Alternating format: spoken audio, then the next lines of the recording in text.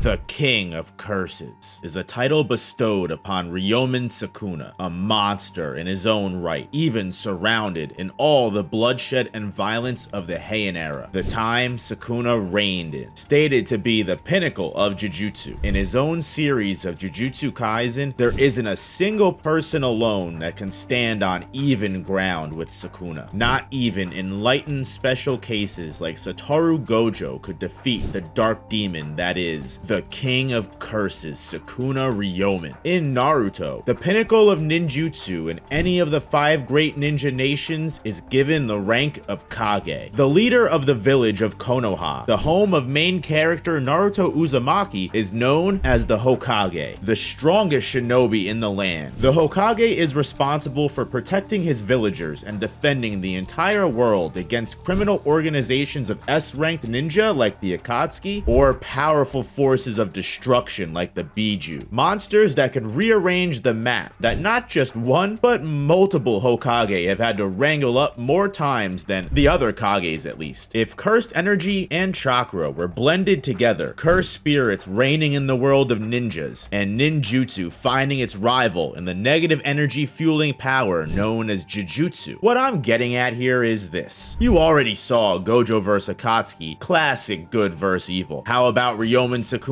goes up against every Hokage from the Leaf Village as a good way to contrast? And with me today to discuss this, I've got my man Broken Ronin. Yo, what is up? What is up? Happy to be here and ready to talk about a pretty interesting topic. So to get things started, we're gonna go ahead and begin with 15 finger Sukuna as just a basis of power scaling, and then for you lucky special manga readers, you're gonna have a nice little segment at the very end that's gonna discuss what we know further when we see a lot more of Sukuna. When it comes to Sukuna scaling, the primary things that you need to know, at least for cross-verse, is that aside from Gojo, he is the peak of the verse physically, right? Speed, strength, durability, all of those things. If another character could do it that's not Gojo, he can do it. So for AP, basically the highest you can get him in his 15 finger form is about mountain to island level, just depending on sort of like your preference and who you think scales to who. But basically that just comes from the ability for Jogo and Dagon being able to create islands and mountains respectively within their domain. Sukuna obviously scales above them in just about every capacity. In terms of speed, he scales to characters who we've seen be able to dodge lightning. I know there are definite low balls for Sukuna's speed and like for how slow the JJK verse could be in general, and I'm aware of those. Let's be generous to Sukuna when possible, because you'll see when we get into talking about these matchups and like how these characters actually interact, you don't need to lowball Sukuna in order to have this be an interesting fight, or at least a fair one in the favor of the Naruto universe. So obviously he is Dismantle and Cleave as his primary abilities, the Fire Arrow if he really needs to get up a notch, and Domain Expansion as the pinnacle of all of his Jujutsu. Obviously, to make things fair and balanced, ninjas are going to be able to see cursed spirits and Jujutsu. That being stated, not to get too controversial here, because I know a lot of people are on opposite sides of the fence on who the actual weakest Hokage is. So to make it fair, we're going to talk about both of them at pretty much the exact same time and see how they go up against the King of Curses themselves, Tsunade and Kakashi Hatake. Putting him up against a character that I think he would have the most equal time against is going to be Tsunade, the 5th Hokage. Tsunade's basic feats come from her attack power and her healing ability, which is going to be something that's very similar to Sukuna, especially in 15 fingers form, where he's going to be able to heal with reverse curse technique very fast, regenerate no problem, and he's going to be able to match a character like Tsunade when it comes to hand-to-hand. Again, we want to talk about how Naruto characters are definitely a lot faster than Jujutsu Kaisen characters, and they can definitely probably cause a lot more damage, but a character like the King of Curses, who's the pinnacle of his verse, should at least be able to go up against a character like the 5th Hokage, considering when he has abilities like Cleave, Dismantle that will allow him to keep a long range. Now, I don't know how you want to say that the 100 healing technique does against Sukuna's Cleave and Dismantle, because it's going to be a little bit contentious whether Tsunade, regardless of her reflexes, is even going to be able to see an ability like Cleave or Dismantle, because even characters in Jujutsu Kaisen's verse aren't able to see that without a special kind of ability. I definitely don't think that Tsunade should be able to necessarily see Dismantle and Cleave in the same way that Mahoraga is able to after adapting. However, I would say that with 100 healing jutsu, she's definitely not going to have an issue healing from all of the attacks that Sukuna would deal, especially before he pops his domain. Something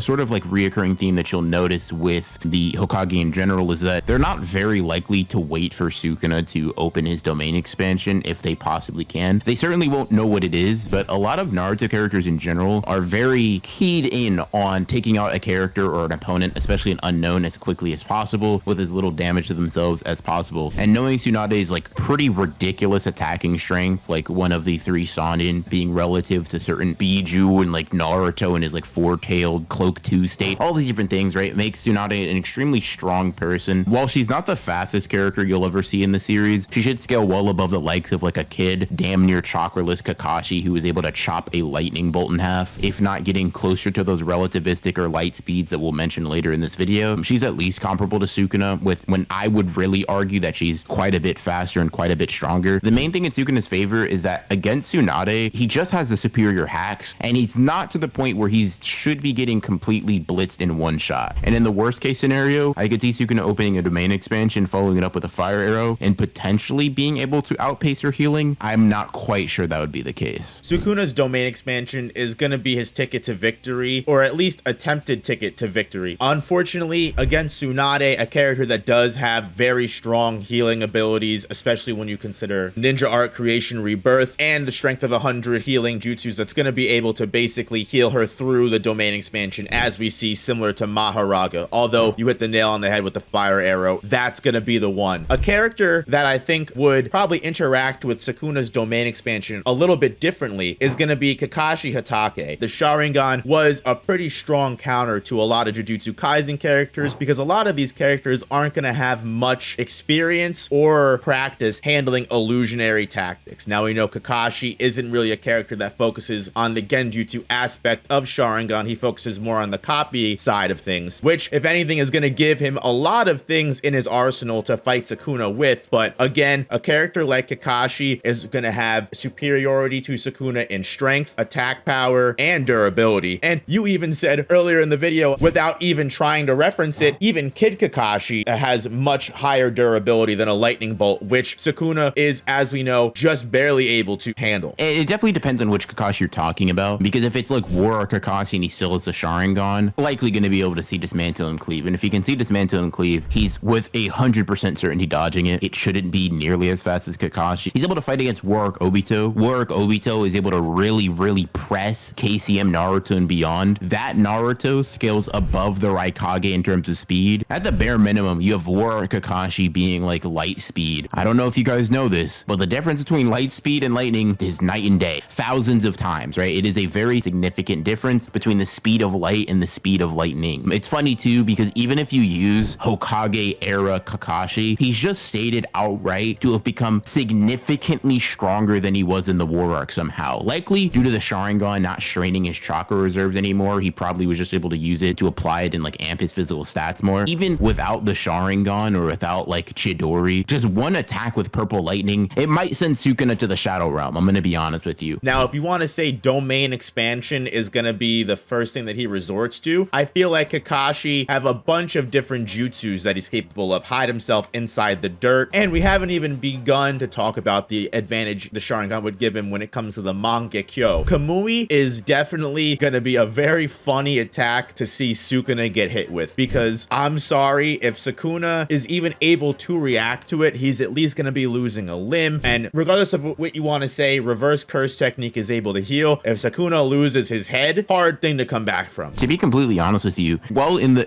beginning stages of Shippuden, Kakashi has like quite a bit of trouble like taking off and like sniping characters. One, those are specifically characters that are relative to or above him in ability, like Deidara, for example. Deidara just scales similarly to Kakashi at that point in the story, so it makes sense why he has trouble using this new ability. But not only is Sukuna just far inferior in terms of stats, by the end of the war, Kakashi is able to like snipe off a massive portion of the 10 tails, meaning that Kakashi might not just snipe Sukuna's head off, he might just send his entire body into the Kamui dimension and leave him there. If you're having Kakashi still have the Sharingan and still have the Mangekyo on top of that, it just looks real bad. And God forbid you put him up against DMS Kakashi, where he can become intangible, have the Kamui Lightning Blade, the Kamui Shuriken, like the Kamui Susanoo. Any version of Kakashi post-war arc is just like way too powerful for Sukuna to honestly and genuinely contend with. Now, if if you want to say the Sharingan is really what's giving Kakashi the advantage here, if you really want to give Sukuna the benefit of the doubt and you just aren't listening to the clear superiority a lot of these characters are just going to have over the King of Curses, Hiruzen is another great Hokage to put Sukuna up against, because Hiruzen was said to be the Hokage that mastered, what, every single jutsu in the entire verse or something like that. And when you consider that he's going to be able to come at Sukuna with every different possible anger of nature element, be it water, fire, earth, I don't even need to say them all, even without the added future sight, the added ability to see, cleave, and dismantle, Hiruzen was able to live until old age in a world that was basically war-torn and probably impossible to reach an age like that unless you literally weren't a shinobi. And even if he does get hit with a cleave or dismantle, until Sukuna is able to properly adjust cleave to the chakra reserves of a Hokage level ninja, it's gonna be tough for him to avoid all of the different things that Hiruzen can do. On top of the fact he can summon Monkey King Enma, he can use the adamantine staff that's gonna be able to fucking bop Sukuna over the head a couple different times. I really don't see, even with a Hiruzen who again was able to take on both Hashirama and Tobirama, two even stronger Hokage, whether you want to say the Edo Tensei significantly weakened them or not, Hiruzen is no stranger to overwhelming odds. I don't even think the domain expansion is going to be much of a problem for him, despite him not having a very easily coming to mind ability to stop it. There are even some statements, right? And like, I think it's a Naruto data book that just calls Monkey King Enma the strongest summon in the verse. And keep in mind, right, Gamma Bunta is a summon, and Gamma Bunta just goes up against a one-tailed Biju. Characters, or like entities rather, that are able to just spit out amounts of chakra that blow up mountains like it's just some random Tuesday. Hiruzen has at his disposal basically a Biju level threat at all times, and Hiruzen is obviously significantly stronger than that on top of that, even in his old age. Hiruzen is definitely going to outstat and like just basically body Sukuna in every way imaginable. I think it starts getting like really absurd in terms of the scaling. Exactly. And even if you want to say that Hiruzen doesn't have really anything to get that critical hit and get that one KO on Sukuna, he's got Reaper Death Seal. Moving on from that, the character that created a lot of the craziest ninjutsu in the verse, the Shadow Clone Jutsu, the Edo Tensei itself, the Flying Raijin, it's going to be the second Hokage, Tobirama. Now, this is a character who's significantly known for his very crazy water abilities and also his delving into all the different jutsu that I just got into. But Ronan, how do you feel like Tobirama would interact with the King of Curses? I'm going to be real when I say he's going to use Flying Raijin and cut his head off. The only reason the fight doesn't go exactly how I described is because Tobirama probably wouldn't assume that he needs to do that to get rid of Sukuna. During his era, he's just considered the fastest shinobi. And keep in mind, Madara Uchiha and Hashirama Senju were also alive during his era. One of those characters being one that we'll discuss a little bit later in this video, but generally speaking, Tobirama is one of the fastest characters that you could actually list. I mean, he's just a speedster, and if he's a speedster among characters that we've already established to be faster than Sukuna on average, how much of a difference do you think that highlights in speed between the two? And with all of his different jutsu, I mean, his ability to create shadow clones, his ability to literally summon Edo Tensei if need be, all of those things are particularly powerful aspects of him, and especially during his time as an Edo Tensei, which, mind you, is a weaker version of him, he shows off quite a bit of feats that would demonstrate him to be like a very powerful opponent that I'm going to be honest, I wouldn't want to go against, and Sukuna probably wouldn't want to either. Again, still 15-finger Sukuna is able to mollywop 99% of his verse, as we mentioned in the beginning, besides Gojo. So that should tell you a lot about how Jujutsu Kaisen characters interact with Naruto characters, especially when we get into the granddaddy of Naruto himself, Minato, who is known as the Flying Thunder God, the master of the person who's able to use that jutsu, moving and mopping the floor with a character like Sukuna, who's not even going to know how to interact with a man who's just able to completely perception blitz him. I don't even know if this is a character who's experienced being perception blitzed before. Minato's literally just going to, I'm going to be honest, he doesn't even necessarily need to use Flying Raijin to get the job done, but just in character, he's going to use Flying Raijin, slash Sukuna up, realize that maybe that's not working, and then just seal him. I mean, one of the most underrated things about Minato, because of how fast he is his sealing ability. Generally speaking, he's capable of sealing like the Nine Tails with basic regular sealing jutsu. The only reason he ends up using his own soul as a sacrifice is because he needs that specific jutsu jutsu to split up this 9 tails level being into 2 entities and then seal one inside of himself and one inside of Naruto, right? Kushina is basically like, no, you don't have to use the Reaper Death Seal. You have other sealing abilities. But outside of that, go ahead and disappear on up to him, plant his hand on his stomach, turn his hand, and now Sukuna sealed. All of his power gone. I think it would literally only take one giant Rasengan to just absolutely obliterate Sukuna and turn him into pieces. This isn't even considering if we were to get into Edo Tensei Minato that's able to actually access the kyuubi mode. We don't need to bully Sukuna like that, I'm gonna be honest. That just doesn't even sound fun for him. Well,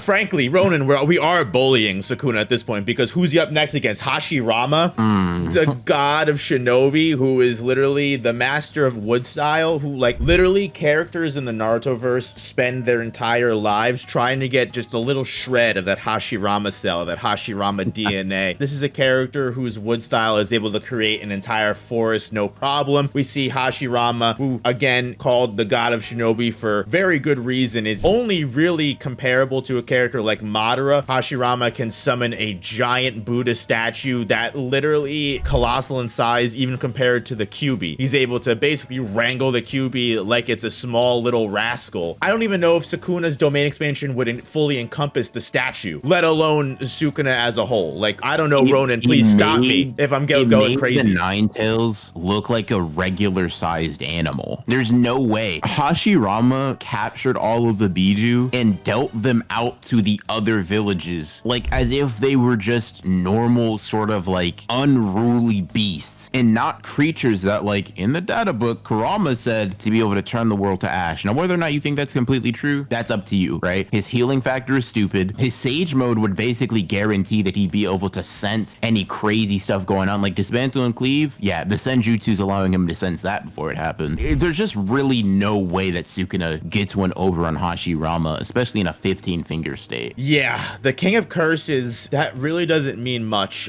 when it comes to entering the Naruto verse. And the reason why it's called the Naruto verse is because that's what the main character's name is. The shortest discussion we can possibly have in this entire video is going to be putting Sukuna up against the greatest Hokage that ever lived, Shikamaru Nara. What if I said that he actually beat Sukuna though? Do we think Shadow Possession would, like, be enough to stop Sukuna, or, like, is this a Naruto character where Sukuna clearly has the advantage here? Because he, like, uses Shadow Possession on all of the Kage during the Boruto era. Keep in mind, these Kage are able to fight, like, Otsutsuki level threats when they band together. Shikamaru uses Shadow Possession and then's like, all right, y'all need to calm down or I'm gonna kill you. Whether or not you think he could do it is one thing, but the fact that he caught all of them locked in, ready to go if he needed to, it just speaks a lot towards his power. So I don't know about, like, him being able to kill Sukuna, but Shadow Possession is definitely holding him still. If he has someone else there to, you know, he got someone that can just deal that final blow, yeah, Shadow Possession is keeping Sukuna in place. I'm gonna be honest. Oof, then I would literally hate to see how he goes up against the real main character and best Hokage, Naruto. Literally a character that does begin to approach, like, Dragon Ball Z level of power scaling and has a lot of people start to check out at the end because he just becomes uber powerful in being able to actually reach Hashirama and Madara levels, which, again, these are characters that created the final valley with just how they're able to change the maps. Naruto has the 6 paths chakra. He has access to every nature element. He has access to even the variants of such, the magnet release, lava release, everything that you could possibly think of. He has all the different Rasengans. He has the ability to literally heal almost any injury. I don't even know if, is he even able to bring people back from death? I don't know if that's confirmed or not. Kinda, like, Ali kinda does it with Might Guy. When you see Naruto punching a guy in the face, right, on the moon, the guy who is going to throw that moon at Earth, and he isn't even fully encased in Kurama's chakra, you just gotta understand that a JJK character right now is not brute forcing that. I mean, let's just be honest for a second. Naruto would run up on Sukuna, clock him in the jaw, and Sukuna's neck would just spin and spin and spin and spin until his head is gone, like a cartoon character. I don't even think he would need to use a Shadow Clone Jutsu, because if he did, God help Sukuna. Like you said, there's just absolutely no chance, especially when you get to a degree of level of characters when we're talking Hashirama, Naruto, characters that are actually the pinnacle of their own verse. This is what manga readers are going to be wanting to know. Does possessing Megumi change anything at all with any of the Kage whatsoever. Being able to summon the 10 shadows, Divine Dog, the giant Nue